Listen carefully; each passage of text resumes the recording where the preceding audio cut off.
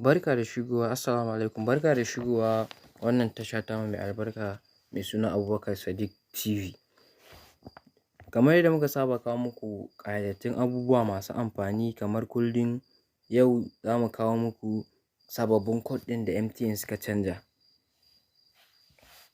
Amma kafin ku biyo mu cikin bidiyon, a mana like, a manta a mana liking, a mana subscribe, a yi comment. Don hakan shi yake ba mu ƙwarin gwiwa. Na ɗaya, call center in kuna so ku kira MTN service ɗin kenan, shine da 180. Daga 180 yanzu sabon code ɗin da suka yi shine 300. Kawai sai ka kira in kana so ka kira MTN ɗin kenan.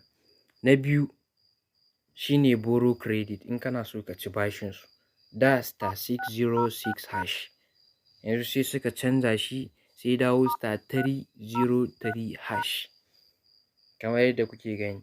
Na uku shine in kana so stop service, kaman colaton ko ana cire ma kuɗi ko wani abu, ko ka activating baka sani ba, shine da *447#.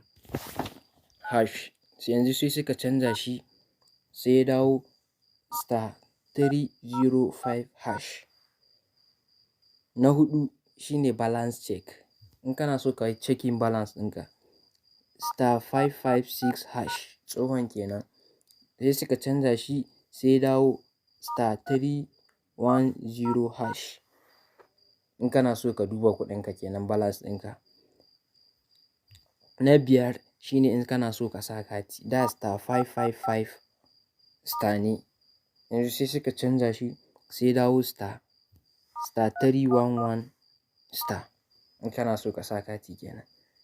Na shida shine data, in kana so ka duba balance data ko siyan data, da *131#.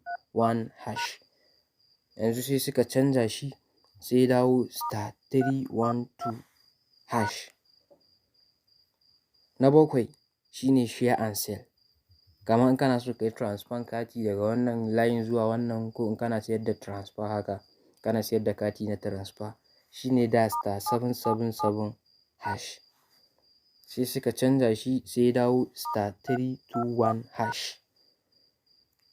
Na takwas shine NIN, in kana so ka yi linkin NIN ɗinka, da *785#. Sai suka canza shi sai ya dawo *996#. To sababbin code ɗin da MTN kenan suka canza.